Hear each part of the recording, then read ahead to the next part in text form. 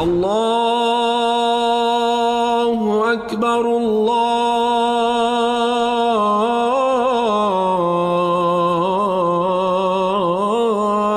أكبر. Assalamu alaikum and welcome to the Islamic Center at New York University podcast, coming to you straight from the heart of New York City. We're building an amazing Muslim community here at ICNYU where everyone is welcomed and respected no matter where you're from or where you're at. This is the place to be. So open your ears and your heart and come along with us on another life-changing journey. Bismillah. أعوذ بالله من الشيطان الرجيم بسم الله الرحمن الرحيم الحمد لله رب العالمين ولا حول ولا قوة إلا بالله العلي العظيم والصلاة والسلام على أشرف الأنبياء والمرسلين وعلى آله وصحبه أجمعين ونشهد أن لا إله إلا الله وحده لا شريك له ونشهد أن سيدنا مولانا محمدا عبده ورسوله. In the name of Allah, the gracious, the merciful, all praise is due to Allah, the Lord of the universe, the master of the day of judgment. I bear witness and testimony to the oneness of Allah, to His magnificence, His omnipotence, His might, His glory, to His being the creator and sustainer of all things, the giver of life, the guider of hearts, the master of the day of judgment. And I bear witness to the fact that Muhammad ibn Abdullah sallallahu alayhi wasallam is His servant and final messenger. May the peace and blessings of Allah be upon him and upon all those who choose to tread in his path until the last day. It is said that on one occasion, two women seek permission from the Prophet sallallahu ta'ala alayhi wasallam to break a fast that they were observing.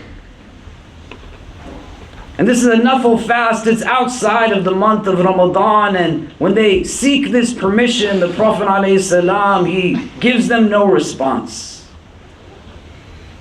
As they continue dealing with the difficulty of the fast that they are observing, they engage another individual to intervene, to speak to the Messenger ﷺ.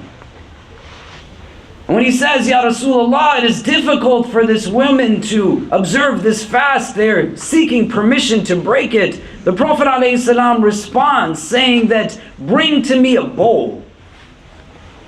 And then he says, bring forth these two women. And then he tells these women to induce vomiting, to make themselves throw up. And because the messenger is telling them to do it, they do what it is that they are told. And to their astonishment, despite the fast that they were fasting, it said that meaty pieces of flesh exit from their body. And the Prophet ﷺ, he says that they attempted to do something that was halal, but they broke it upon something that was haram. That all day they had been eating the flesh of other people's backs. And this is what made it difficult for them to observe this fast. Acts of gossiping, backbiting, slandering. May Allah protect us from it. As we find ourselves just moments from Ramadan, and that's what you really want to think about it. Not in terms of days and weeks, but real moments. May Allah make us from those who reach and witness and take benefit from that month of barakah that is Ramadan. The idea that you start preparing now and to give yourself awareness that is not limited but in addition to not prioritize in a way that sees things as secondary or tertiary, but all of them are important. Getting sleep schedules on point, being in a place where you make time from work and school, allowing for yourself to adapt in those ways. But here now there's a need to understand principally that the quality of that Ramadan is going to be impacted by recognizing that all of our actions connect to one another. And quite often the thirst that we feel, the hunger that we experience, the challenges that come in our way, are not necessarily attached to an absence of food and drink, but the presence of certain things that are deeply problematic from the haram. May Allah protect us from. You can see this in distinct traditions that we have. And here, this example is one that this ill quality of gossiping and backbiting brings now detriment to the individual practitioner. Aside from what it is that they're doing to the other, which in essence is still detrimental in a worldly sense, but in an otherworldly sense, there is gain and benefit to it. And what our tradition teaches us, that when you do this specific heinous act of backbiting, that you incur the sin, and any rewards that you have, they go as recompense to the one you're speaking ill of. Can we have everyone move in really close? There's a lot of room from where I am, but if you fill in the gaps that are in front of you, it would be helpful, just so people don't have to stand in the hallways here. Both for the brothers and sisters, we'd appreciate it, inshallah. Then Hasan al-Basri, rahimahullah, when he would find out that people were gossiping of him, he would send them gifts and write in them letters saying that, thank you for the benefit of your good deeds. I will relish them on the day of judgment. When people would say to him that we heard that you were speaking poorly of us, he would say that, who do you think you are that I would give you the benefit of my good deeds in this world? We can think about this in that prism, but the way that I want you to think about it is through this mode of self-reflection and actualization that necessitates a vulnerability towards admitting and acknowledging that sometimes we do things that we're not supposed to do. And that then renders now, both in the physical manifestation, but on a metaphysical level, challenges to us to deepen in our relationship with our faith. The Prophet ﷺ is in a unique circumstance, being the last messenger sent to all of mankind.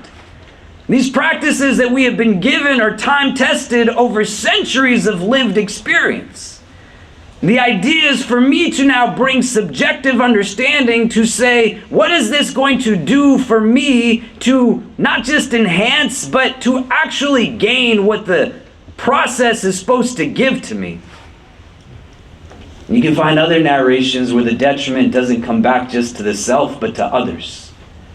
That the people, they assemble on a night, and the Prophet ﷺ is coming to give them the specific knowledge of when Laylatul Qadr is. May Allah make us from those who seek it out and benefit from that night of power. And as the people gather, there are two individuals, the hadith say, that begin to argue, quarrel amongst themselves. And the Prophet ﷺ, when he now comes upon the gathering, he says that this was a knowledge that he was going to embark upon the people, but it was lifted away from him as a result of these two engaging in that act of quarreling. It might not be the easiest thing to necessarily think, but one of the reasons as to why we sometimes see challenges to people around us comes from what we are interjecting into the world in terms of negativity. When you see your Fajr only as your Fajr, you see your Ramadan only as it being about you. When you think that there's an element of personal and privacy to practice that says that me engaging in acts of just an absence of character, interjecting now harm into the world, is not going to do anything to anyone else. These narrations tell us that they become now obstacles, both for us in terms of our growth spiritually, as well as the growth of the collective around us. The guise that this comes under is not always what we might understand to be most explicitly problematic. But Shaitan's treachery, may Allah protect us from his whispers, is something from day one that he has refined. And if you don't sit and have stillness and reflection and contemplation in these Mubarak days, then that month of Ramadan is going to be just about mechanics. And it can get to a place where the assumption is that everybody else is the one that is doing it wrong, and I'm not in a healthy way looking back to me. That Ibn Ata'illah in his Hikam, he says in an aphorism that essentially, if you think you are not arrogant, you likely are. You find productive now self-reflection to think about what it is that is going to create, if not for my sake, but for the sake of those around me, impediments. And you don't lose sight of the fact that your Lord is the most merciful of those who show mercy. Musa alayhi salam, he stands with the Bani Israel in a time of drought. They are stricken now with no rainfall. Musa alayhi salam, he is given the unique capacity to speak with the divine directly.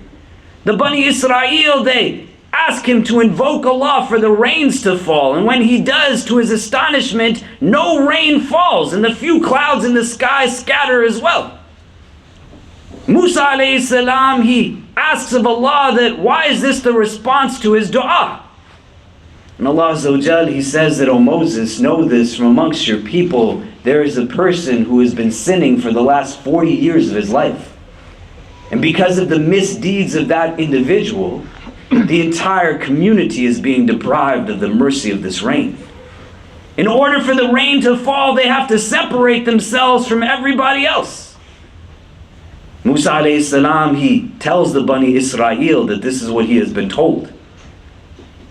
They now begin to speak amongst themselves. And this individual who knows that he is the one that has been doing this, inwardly now looks and says that if I'm not to step forward and acknowledge what I've done and separate, then everybody will feel the consequence of my actions. But if I do step forward, then everyone will know that it is me that did this thing. And so he now turns to his Lord. He now makes dua to Allah, asking for forgiveness, recognizing what it is that he is actually bringing into this space. And then the rains start to fall. And Musa alayhi salam, he speaks again with Allah Azza wa Jal, Ya Rabbi, nobody separated themselves or stepped forward, but the rain is falling. How did this come to be? And he says, Ya Musa, that person who committed those wrong actions, he himself turned to me in sincere tawbah and repentance. And in response to that tawbah, the rain is falling. Musa alayhi salam says that, Ya Rabbi, show me this person whose dua is so powerful it can make the rains fall from the sky. And Allah Azza wa Jal, he says, Ya Musa, I have been covering this man's sins for the last 40 years of his life. Why would I reveal him to you now?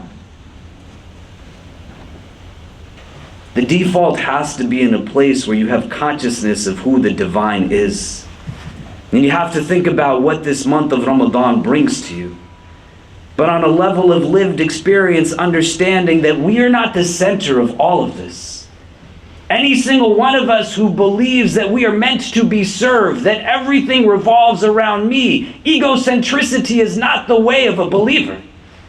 You fit into interactions, and independence is not what we strive for, but the ultimate epitome of self-actualization is both the realization and the embrace of interdependence, seeing how we're all connected.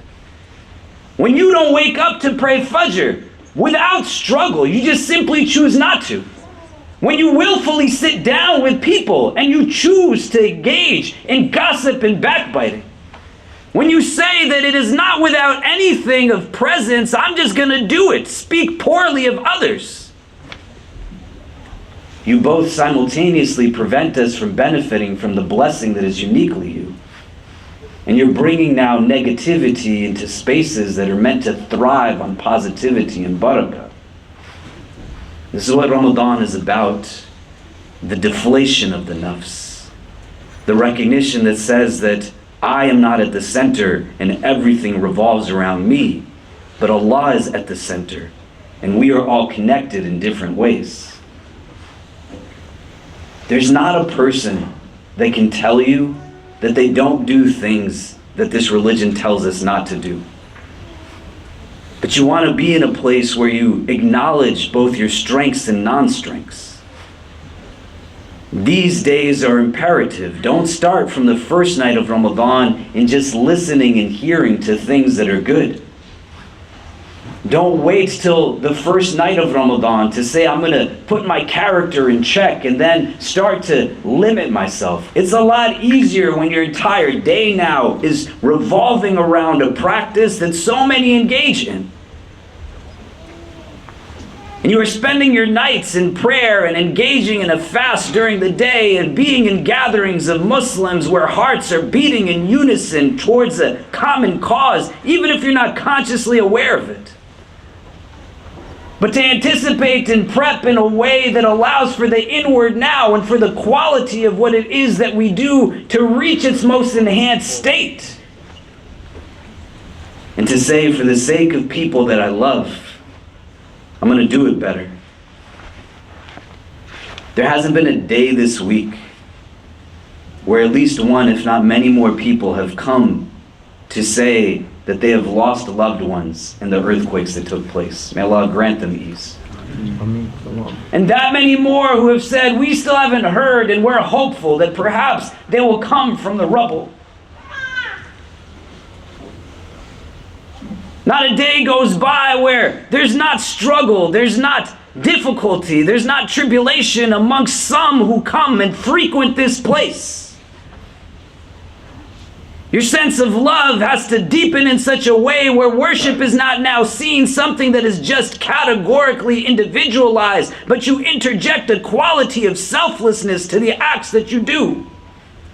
That if not for any other reason that I can understand the pain that somebody must be going through as they are wondering what it must feel like as the snow falls upon the rubble of demolished homes and they are wondering if a baby will be able to survive that for days.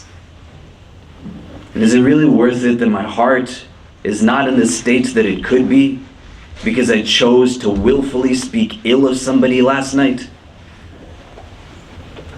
The temporary satisfaction that was yielded by watching the thing I should not have watched, drinking that drink or smoking that smoke, does it make any sense now when your brother or sister turns to you saying that I'm in a state of agitation? And you can't be there fully for them because you chose something that was temporary over something that was eternal. So you bring love into it. You understand I'm not the center of it all, but what I do, it does bear impact on those around me. It's not just about the act of passivity that is fasting, nor is it about just sitting mechanically and hearing and listening to recitations of Quran or uttering words as digits on your fingers as you are engaged in litanies and adhkar that are on the tongue, but they start to penetrate the heart. And the most important part about all of this, you don't have to believe it for it to be true. But it's better if you actually embrace it as a truth. When you do these things, it becomes impediments for your inward state.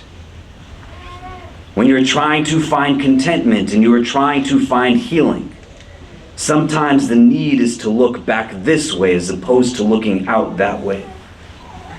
And to find within these narrations principles and wisdoms that give us an insight that it is so precious and important to me, my inner state. I don't want my fast to be hard because I was speaking poorly of somebody. I don't want my Ramadan to be deficient or inadequate in terms of what it could be because I purposely frequented gatherings where the people that I pray with, we find joy and merriment at the expense of others. You're hurting yourself and you're hurting the rest of us. The other element to it is remarkable. There hasn't been a day also where not dozens of people have reached out and they said, you're going to Turkey, I want to go too. I'm a doctor, I'm a physical therapist, I'm a psychologist, I'm a counselor. And then people who they would say in their own words, I don't have any relevant skill set whatsoever. I don't care that it's dangerous. I just want to go and help people. You think about the beauty of an image when a baby 4 days after this tragic act is still pulled alive from the rubble of a home. How many hours do you think the people who were searching for that child have been awake? What do you think it's like for them when they're trying to go to a bathroom in a place that has no electricity or running water? What are they eating in these days? How are they sleeping in those spaces? The ones that are doing the searches. I could tell you definitely, most of them, if not all, they're still praying their prayers. It's not an either or, it's a both and. They're giving us examples of what real beauty means. They're giving us an insight on what it means to really be there for others. And it's not something that stops at the element of ritual in our tradition. Our Prophet was not more generous in Ramadan just in terms of giving outwardly, but in terms of who he prays for. He makes dua for you. In terms of who he gives up his nights for. They ask, are we not the brothers that you speak about? The ones that the tears are pouring from his face. My brothers are those that will come, and despite not having seen me, they still believe in me. That's you. That's what you got to bring to this month of Ramadan. That's what you have to bring every single day. You are Muslim. You're supposed to be different from everybody. Break the selfishness of others by living with selflessness. Take hold of your nafs and strangle it down so that the heart is sovereign in every action. And understand when you slip and you make a mistake, you have a Lord who is willing to hide your sins in every which way possible, and to even utilize them as a way to bring you closer to Him for the sake of your own heart's contentment. You just got to be willing to take steps in that manner. أقول قولي هذا واستغفر الله لي ولكم ولسائر المسلمين فاستغفروه إنه هو الغفور الرحيم.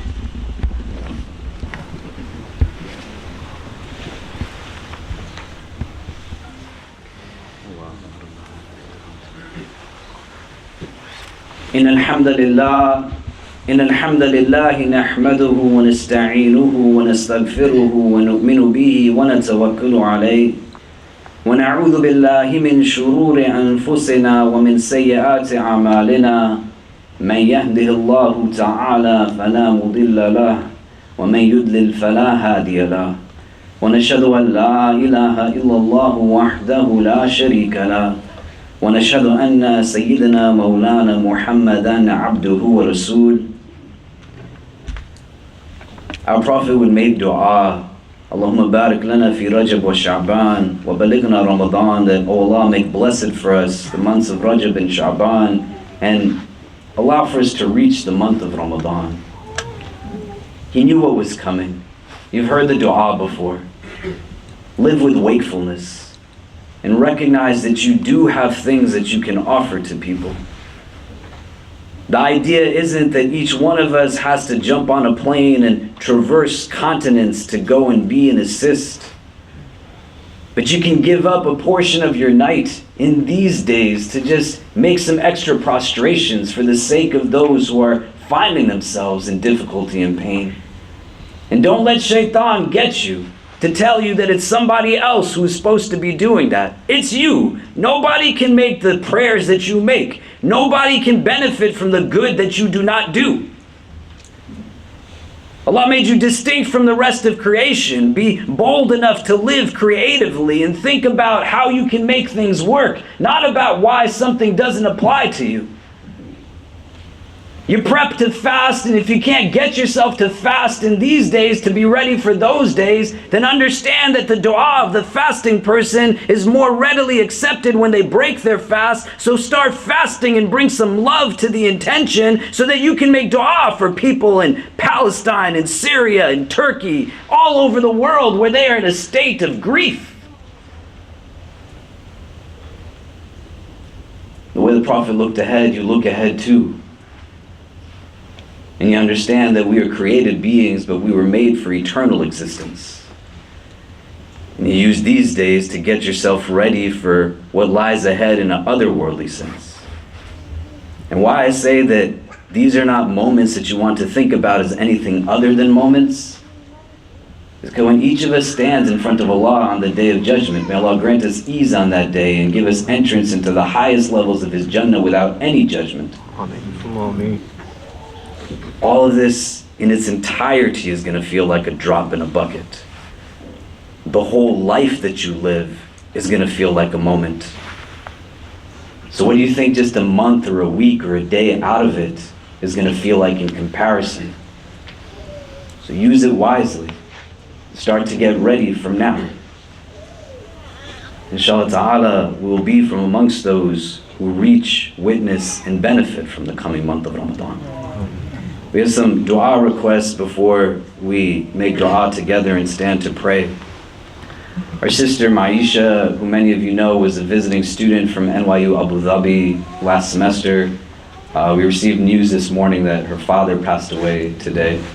She's asked that we make dua for him. Our brother Adid Fayaz, who was a close friend of many of our alumni and community members, some of you know him. He tragically passed due to a fatal gunshot wound just some days ago. And he leaves behind 2 young children along with his family. Sister Nadra Sayyid passed away.